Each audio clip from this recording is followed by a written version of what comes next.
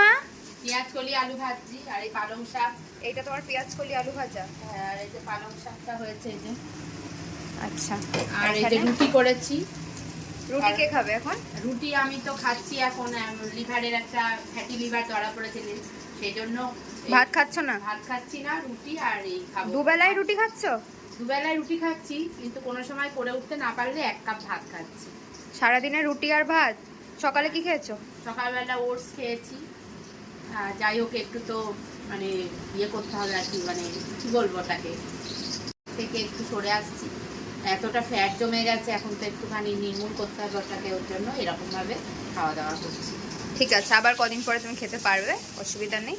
তাহলে দুপুরে তুমি কি খাবে? রুটি আর পালং শাক? হ্যাঁ, রুটি আর পালং শাকটা আমি খাবো, আর তোরা ভাত, মুসুরির ডাল আছে কালকে, আর এই যে পেঁয়াজ কলি আলু ভাজা, কালকে একটা ডিম রাখা আছে। তুমি আমাদের বাসি খাবার